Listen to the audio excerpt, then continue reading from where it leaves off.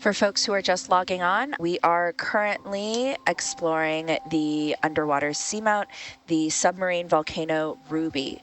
So the first documented eruption, at least modern documented eruption, was in 1966. And it was detected by these hydrophone arrays that are in the Pacific. So by being able to detect the sound generated from the eruption, it was noticed that Ruby likely erupted in 1966.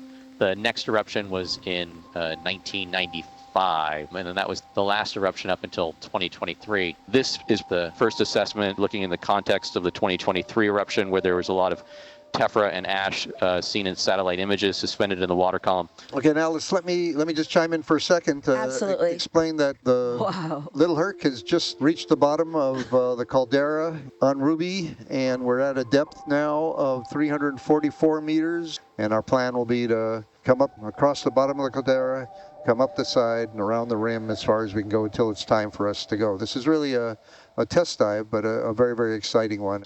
Originally, when the folks at Oregon State measured the dimensions of the caldera in 2026, it was about 300 meters by 600 meters. We just collected brand new mapping data just a few hours ago, and it's one of the most interesting things is that the depth of the bottom in March, just a few months ago, was 100 meters deeper than it is now, which implies something is happening if both those depths are accurate. Yeah. Ashton can comment on that. That's not uncommon to see a caldera move up and sometimes down. What causes it to move up? I would assume that it would, get bigger and deeper. So, it's important to be specific with our terminology until we get further evidence. So at this point, I would just call this kind of more of a pit or a crater. No matter what volcanic setting or what process you are, a volcano can deform for a number of ways. Changes in the magma reservoir definitely cause changes to the surface. So if the magma chamber is inflating or deflating, that can cause inflation or subsidence of the overlying surface. We got a glimpse of the seafloor a few minutes ago. Now we're getting it again, and it is quite spectacular. That is beautiful. So you can actually see some stratigraphy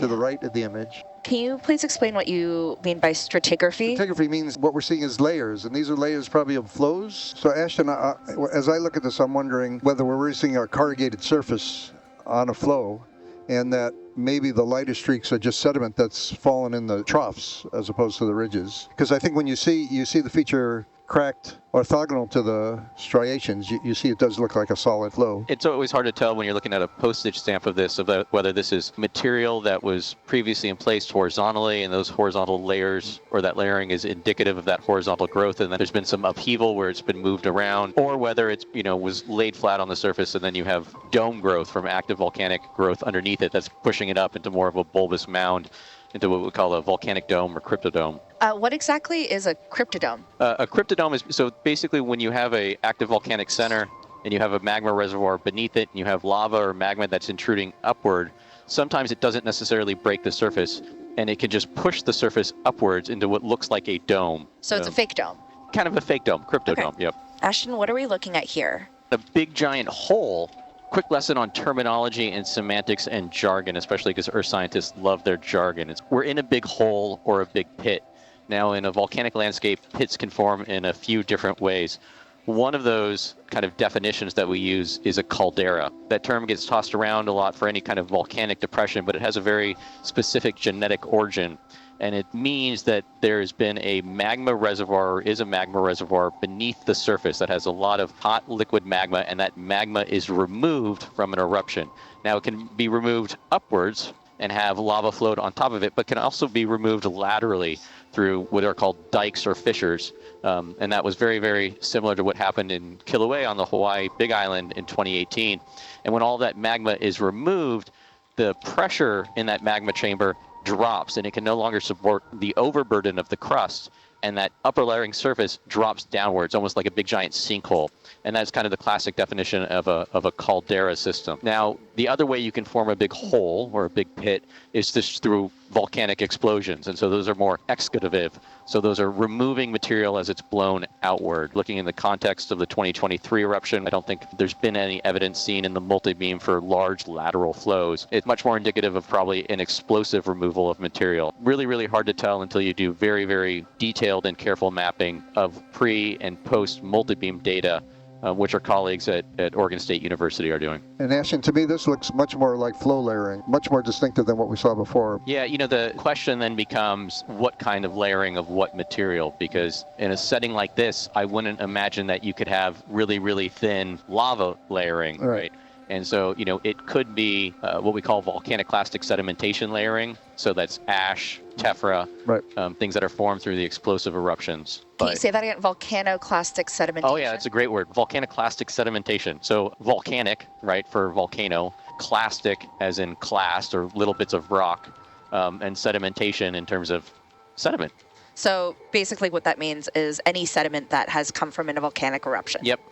And yeah, so it'll be really interesting to go back and review some of this video. We just passed over a really, really large piece of rubbly block with a lot of banding. And so, you know, we could go back in that video and we could look at whether we think that that had been deformed, you know, while it was in place, which would be indicative of some type of inflation or hot growth beneath just shallow layer of the crater, or that would have been the summit at the time, you know, prior to that eruption. And we're coming up the side of the wall now, because we're at 330 meters now, so we actually are moving up the side of the wall. And it seems that you could see how fragile this could be with all this rubble that came probably from the original explosion. You talked about angular repose and stuff like that. It's probably not so stable. It doesn't take much of a shake to let this stuff crumble down. Yeah, the other thing I'm looking at when I'm looking at kind of, you know, this section of this outcrop is you can see on the upper right-hand side, there's a little block that almost looks like a pea in its foliation, which means like that layer has been, you know, probably deformed. Turned over, Yep, but also just the layering of it, you know, probably wasn't necessarily deposited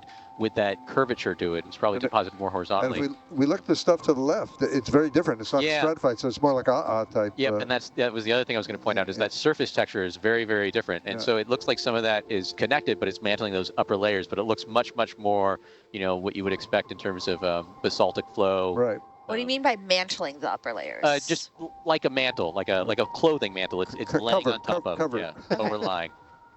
I'll be the translator. There you go. Thank you so much.